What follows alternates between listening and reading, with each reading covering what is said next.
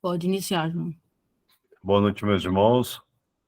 Vamos dar início ao nosso bate-papo dentro do Evangelho segundo o Espiritismo, né? Conto com a contribuição e a participação de todos. A experiência de cada um é muito válida, porque nos transmite, né, aquilo que nós vivenciamos. Porque cada ser, cada irmão que está aqui participando na sua jornada, na sua seara, na sua caminhada, tem uma experiência própria sobre um assunto que discutimos. E está todo mundo certo, porque é a sua vivência, a sua prática que dá esse crescimento para todos nós. Iniciamos nossa pequena conversa, levando nosso pensamento e agradecendo ao Pai Celestial por esse dia maravilhoso que tivemos, por todas as experiências positivas ou negativas que vivenciamos, que foi muito bom para o nosso crescimento. Agradecendo pelo esse dia maravilhoso, pelo nosso corpo, pela nossa saúde, por cada célula do nosso organismo total que constitui esse corpo maravilhoso, para que ele continue sempre funcionando bem. Agradecendo a eternidade, agradecendo aos nossos mentores e aos nossos guias lá da Casa de Ramatiz. Gratidão, gratidão, gratidão. Bom, o assunto de hoje está no capítulo 17, né? Sedes perfeito. Se vocês me permitem, eu vou ler a introdução do capítulo, né? Da primeira parte, e das características da perfeição. Amai os vossos inimigos, fazei o bem àqueles que vos odeiam, orar por aqueles que vos perseguem e vos caluniam. Pois se amais apenas aqueles que vos amam, que recompensa tereis? Os publicanos também não fazem assim? E se apenas saudardes os vossos irmãos, que fazeis mais que os outros? Os pagãos não fazem os mesmos? Sede, pois, perfeito, como o vosso Pai Celestial é perfeito. Mateus, capítulo 5, versículo 44 e 46 a 48. Então, ele já começa dando as dicas, né, de como nós devemos ser perfeitos. Qual que é o caminho que vai nos levar à perfeição? Que é o amor. Amar o próximo, né? E amar os nossos inimigos, como a gente ama nós mesmos, nós gostamos de nós mesmos. Porque amar um ente que a gente tem uma simpatia é muito fácil, não tem mérito nenhum, né? Porque isso qualquer pessoa faz. Então, nós temos que amar aqueles desafetos, aqueles que são colocados no nosso dia a dia, para que a gente possa estar crescendo. É esses que nos fazem crescer, esses que nos fazem nos lapidarmos cada vez mais, né? E nos tornarmos seres mais humanos e seres um pouco melhores. Desculpem. E dentro desse segmento, no item 7, depois de várias características que ele aqui fala a parábola do semeador e tal, e ele vem dando as instruções do Espírito. E a primeira instrução que é dada, que é para o Espírito de Lázaro, em Paris, 1863, é sobre o dever. Antes de ler, né, o que significa, o que vem ser essa introdução, essa orientação espiritual que ele fala sobre o dever, vamos ver qual que é o significado da palavra dever que nós temos hoje no nosso dia a dia, que a gente tem que aplicar.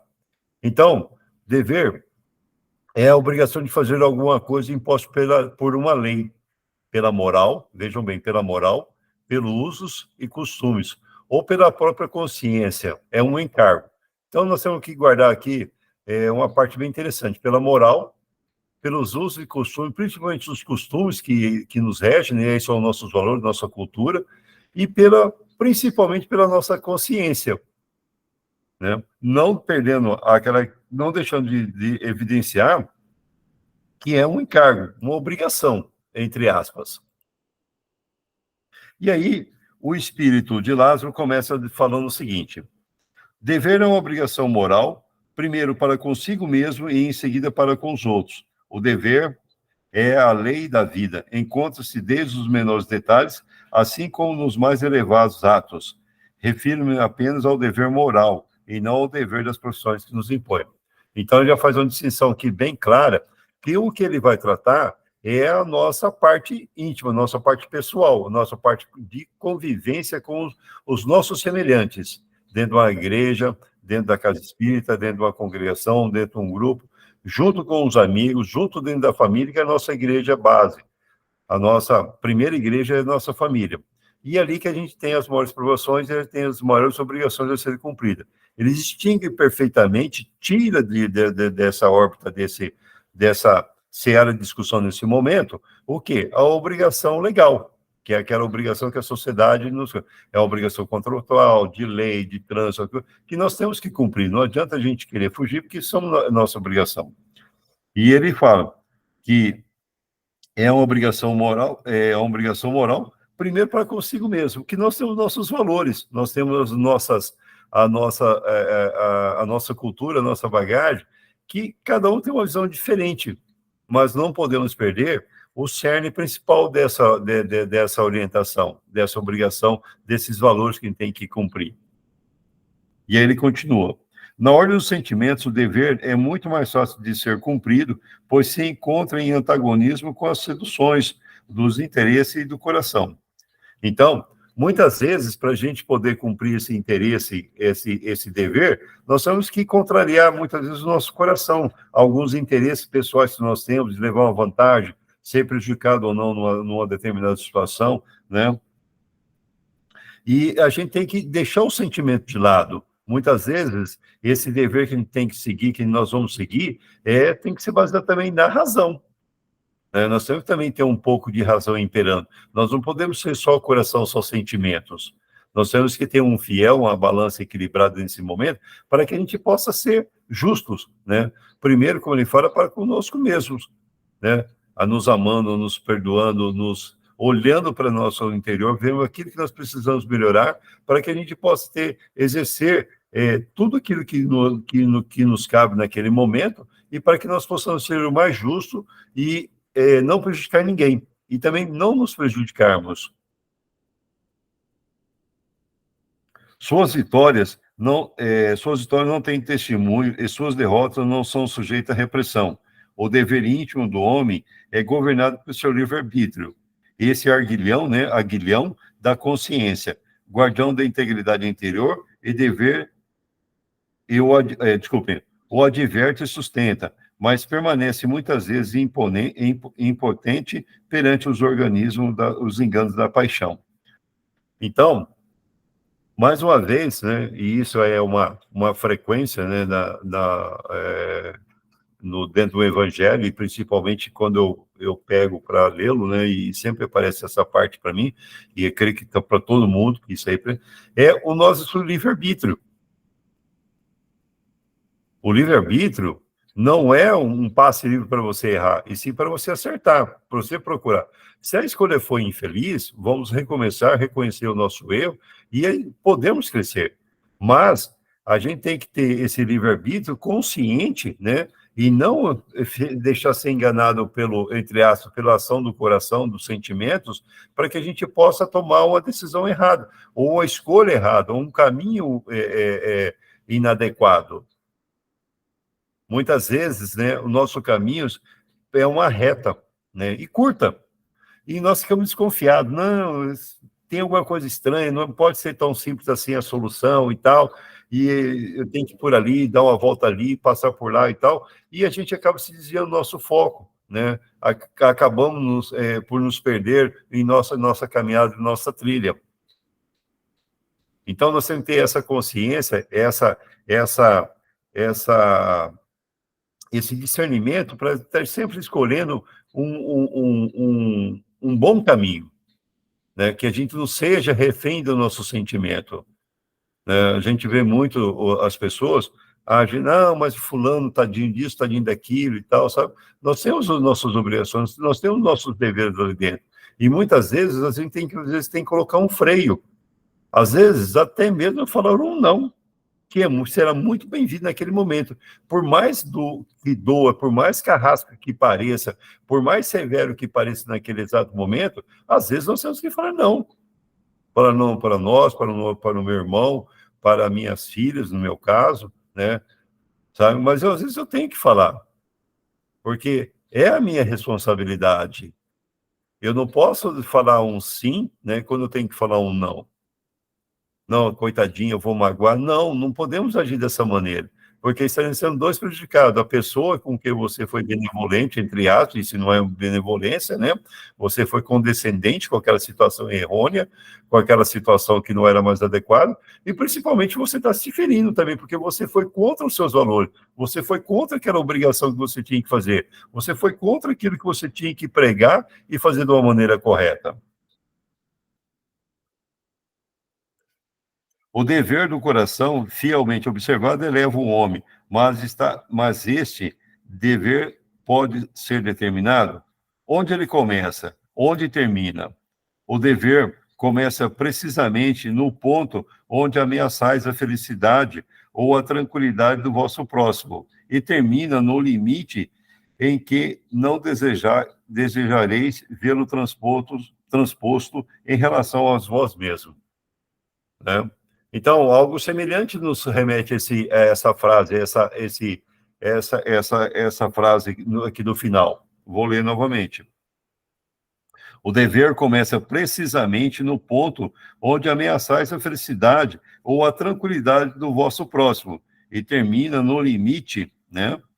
No limite em que não desejareis vê-lo transposto em relação aos vós mesmos. Isso está muito ligado com o quê? Com a nossa liberdade. Né? Existe esse ditado, a minha liberdade, né, vai até onde começa a sua. Nós temos nossos limites. Então, eu não posso, como ele fala aqui, querer magoar as pessoas dentro do meu dever, extrapolando, achando que ele é o mais correto. Eu tenho que respeitar. Tá? Eu tenho que me moldar a essa situação. Eu tenho que observar esses limites. E esse limite não está explícito aqui. Aqui começa o meu, aqui termina o seu e aqui começa o meu. Não está dessa maneira. Nós temos que ter essa sensibilidade para que nós possamos estar ali naquele momento, né, observando realmente esse limite. E as pessoas, dentro da casa, em qualquer lugar, as pessoas emitem esses sinais.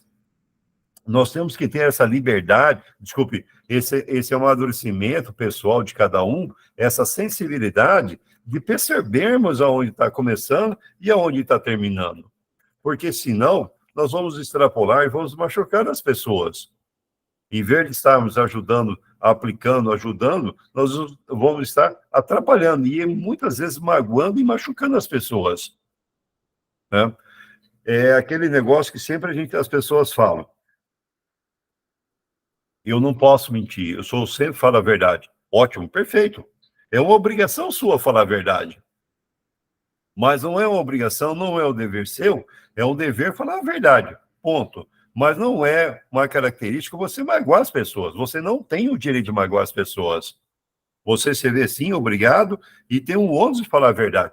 Ser fiel à verdade, ao seu valor íntimo, mas não lhe dá o direito de você magoar outra pessoa. E nós, muitas vezes, no nosso dia a dia, nós magoamos as pessoas. Damos aquelas alfinetadas, mandamos indiretas, somos sarcásticos, né? Eu tenho esse defeito ainda, de vez em quando sou um pouquinho sarcástico. E isso é muito ruim. Isso é muito ruim. Porque estou magoando, não estou ajudando. A minha ajuda, a minha intenção era boa, falar a verdade. Mas será que eu estou sendo justo com essa pessoa? Será que eu estou sendo humano com essa pessoa? A hora que eu passo a magoá-la, mesmo contando a verdade para ela, é um ponto que nós temos que questionar e e refletimos todo dia a respeito disso aí. Deus criou todos os homens iguais perante a dor, pequenos ou grandes, incultos ou esclarecidos. Sofrem todos pelas mesmas causas, a fim que cada um avalie com sensatez o mal que pôde fazer. Nós não temos diferença, as pessoas. Nós não temos diferença entre nós. Só que cada um valora, né, a sua dor, o seu sofrimento, de acordo com os seus valores internos. A nossa dor é muito maior. A minha unha mal cortada, né, que está incomodando, dói muito mais do que uma pessoa que está num câncer terminal, para mim. Será que é justo? Será que essa dor que eu estou sentindo é maior realmente que os outros? Será que essa dor E essa valoração dessa dor, desse fardo, entre aspas, que eu tenho, é muito maior, muito mais pesado do que milhares de pessoas que a gente vê aí sofrendo e sorrindo, porque muitas vezes essa minha unha mal cortada, né? Eu fico enclausurado, mal-humorado, magoando todas as pessoas, me fecho para o mundo e não vivo. A dor é inevitável. Nós vamos passar uns mais, outros menos. Nós temos que suportá-las, essa dor. Por quê? Faz parte do nosso crescimento. Agora, isso não quer dizer que eu tenho que ficar eternamente enclausurado, me magoando, crucificando Jesus ou Cristo, né? Magoando, transferindo a minha responsabilidade para nossos guias, para Deus, para a espiritualidade maior. E nós somos muito mestres em fazer isso. A gente culpa, não, Deus não fez isso, Deus que quer que eu sofra. Não, gente, para. Deus não pôs aqui para a gente sofrer.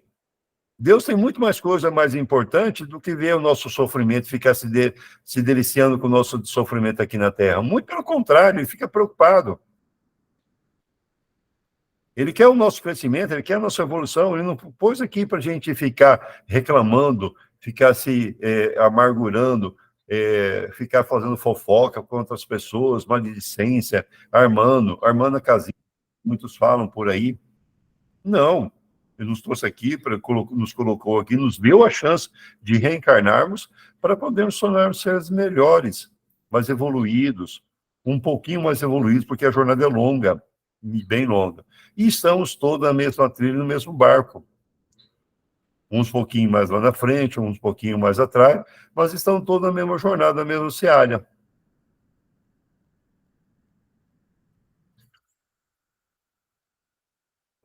O critério para o bem é infinitamente mais variado em suas expressões, não é o mesmo.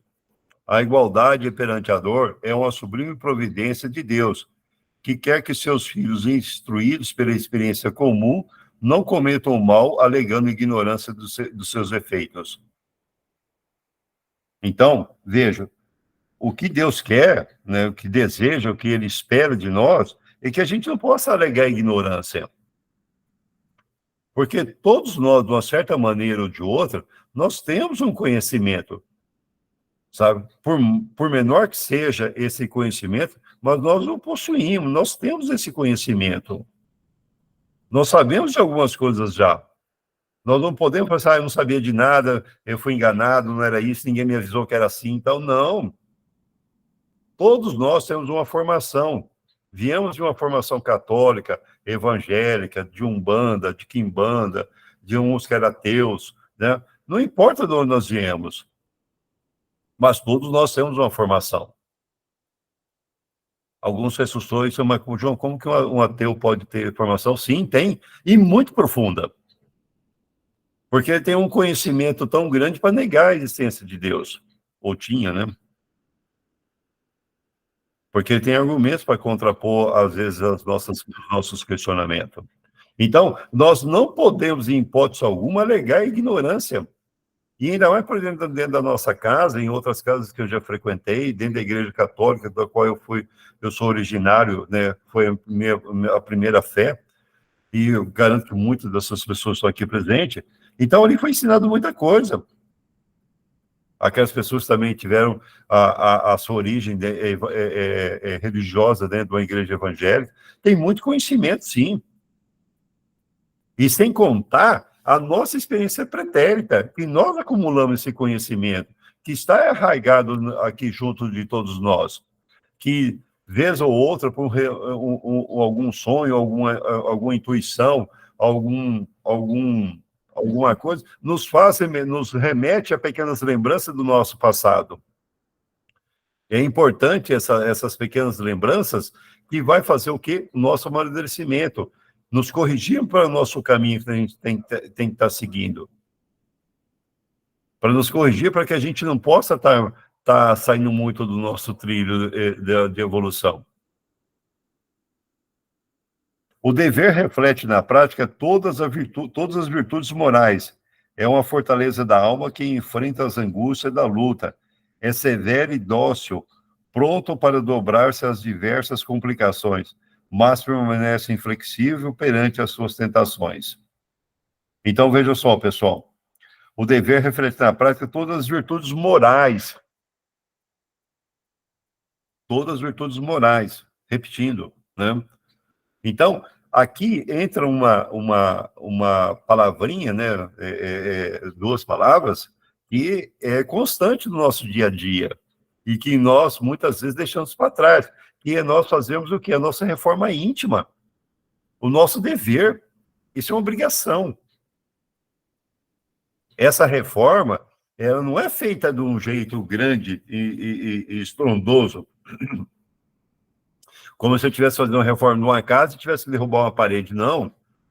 Essa reforma íntima, ela é feita individualmente, no íntimo de cada ser, no íntimo de cada... Porque cada um sabe, né, usando aqui um ditado popular, sabe aonde o sapato aperta. Ele sabe qual o calo que ele vai apertar. Não adianta, né? Cada um sabe onde tem que se melhorar. Ah, eu estou muito vaidoso, eu preciso de trabalhar essa vaidade. Eu estou muito preguiçoso, eu estou muito procrastinando, eu sou muito orgulhoso. Eu, João Oswaldo, sou orgulhoso, sabe? Então, a minha arrogância, a minha prepotência, a minha falta de humildade com meus irmãos. E ainda eu falo, sou humilde, eu sou um homem bom, eu faço ajuda, eu faço isso, eu faço... Será que faz mesmo? Será que pratica tudo isso que fala? Porque quem faz não precisa de fazer propaganda. Quem faz, realmente as coisas aparecem por si só. Não precisa de holofotes em cima. Quando eu preciso de um holofote evidenciar as minhas qualidades e minhas virtudes, é porque elas são muito fracas, elas precisam ser projetadas. E se eu estou necessitando dessa projeção, é sinal que eu tenho que melhorar muito ainda. Então, a gente tem que ter essa reforma íntima, esse melhoramento moral. Quais são os meus valores hoje? Qual que é o meu valor em relação ao aborto, à fidelidade, à infidelidade, à gula, aos devaneios da minha mente? O que eu estou fazendo? Como eu estou lidando com isso? Qual o limite da minha paciência? Como eu estou sendo vigilante ou invigilante hoje? Então, tudo isso nós temos que refletir no nosso dia a dia, para que a gente possa estar crescendo um pouquinho. Continuando. O homem que cumpre o dever ama mais a Deus do que as criaturas, e as criaturas mais que a si mesmo. É, ao mesmo tempo, juiz e escravo em sua própria causa. Vamos repetir? O homem que cumpre o seu dever ama mais a Deus do que as criaturas. Amou o Criador, né, a Deus, em relação às criaturas, que somos nós. Apesar que tem gente em algumas religiões que falam que poucos são filhos de Deus, né? O resto é do mundo. Mas todos nós somos criaturas de Deus, porque, como eu sempre digo, estamos aí na casa de 8,5 bilhões de habitantes no mundo. Então, são 8,5 bilhões de criaturas que Deus colocou aqui, cada um com um propósito evolutivo, né? E cada um é um filho único para ele. Cada um é especial. Ele não trata todo mundo igual. Ele dá a cada um a sua chance, o seu discernimento para ele poder estar crescendo. O dever é o mais belo laurel, quer dizer, um prêmio, né? Da razão. Provém dela como um filho que nasce de sua mãe. O homem deve amar o dever, não porque não porque o preserve dos males da vida, os quais a humanidade não pode subtrair-se, mas sim para dar à alma o vigor necessário ao seu desenvolvimento. O homem deve amar o dever, não porque preserve-o dos males da vida, os quais a humanidade não pode subtrair-se, mas sim para dar à alma o vigor necessário. Então, vocês vejam que o dever que nós temos para a gente cumprir todos aqueles valores morais, sermos éticos, sermos corretos, sermos amáveis, sermos afáveis com as pessoas, sermos mais irmãos, tudo isso colabora para o nosso crescimento. Eu posso estar sendo útil, estar sendo muito bonzinho com as pessoas e tal, mas o grande privilegiado, o grande beneficiado sou eu. E isso não é egoísmo. Eu vou estar ajudando, colaborando, dando uma alavanca para o nosso irmão estar crescendo, mas o grande privilegiado, o grande beneficiado sou eu. Assim como nós, quando nós fazemos um trabalho em qualquer denominação religiosa, mais especificamente dentro da nossa casa, quando nós entregamos num trabalho que a gente faz com bastante carinho e dedicação, o grande beneficiário é o praticante daquele trabalho. Ah, mas essas pessoas não são? São, lógico, estão sendo ali, recebendo o fruto daquele trabalho, seja na educação, seja na distribuição do bazar, do bazar lá das roupas, seja fazendo a entrega de uma sopa, sendo servindo um prato de sopa, sendo lavando um prato, limpando um banheiro, sabe? Seja dando uma aula, seja amparando o irmão que chega ali necessitado naquele momento. Não importa. O que você tem que fazer é cumprir a sua obrigação, cumprir o seu dever, com carinho, com amor, com dedicação. Simples, com muita dedicação. Não olhar a quem e nem para quê. Simplesmente faça, entregue-se, ponha o coração nesse momento, mas faça bem feito. Não precisa fazer tudo. Se fizer apenas uma coisa bem feita, já será de grande valia. Finalizando, o dever cresce e se irradia sobre a forma mais elevada em cada uma das etapas superiores da humanidade. A obrigação moral da criatura para com Deus nunca cessa.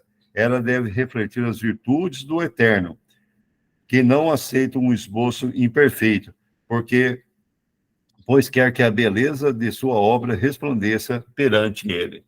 Então, veja só, Deus quer que a gente brilhe, e tem gente querendo ficar ofuscado, ficar debaixo do alqueire,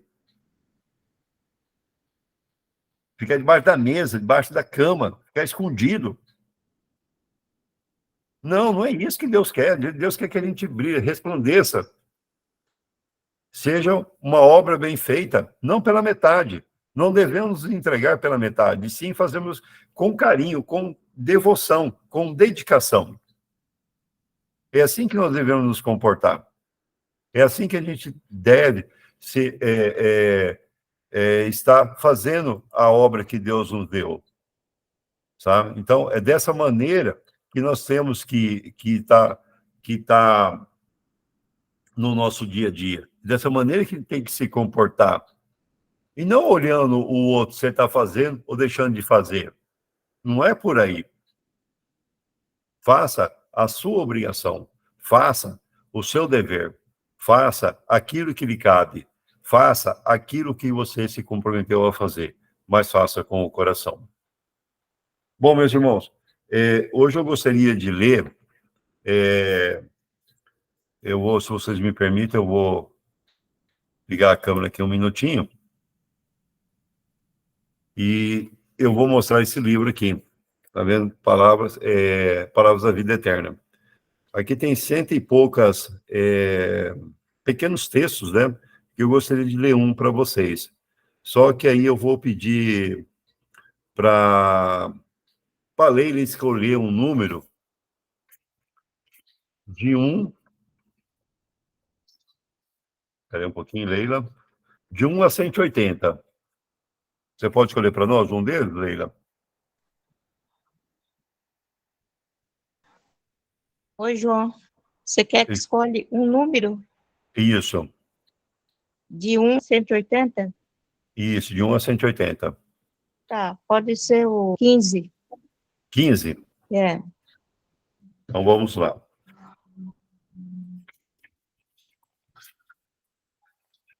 15 fala no roteiro da fé.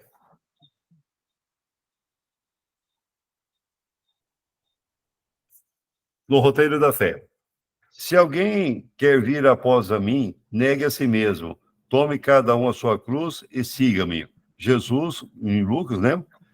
Capítulo 9, versículo 23. A vida do Senhor é insufrível. Siga-me, diz o mestre. Entretanto, há muita gente a lamentar-se de fracassos e desilusões em matéria de fé, das escolas do cristianismo, por não lerem e acatarem o conselho. Buscam Jesus fazendo idolatria em derredor de seus intermediários humanos. E como a criatura terrestre, os intermediários humanos do Evangelho não podem substituir a Cristo, pois junto à sede das almas. Aqui, o padre católico, caridoso e sincero, contudo, incapaz de oferecer a santidade perfeita. Ali, o pastor da igreja reformada, atento e nobre, mas inabilitado à demonstração de todas as virtudes. Acolá, o médio espírita, benignado e diligente, todavia distante da sua própria sublimação.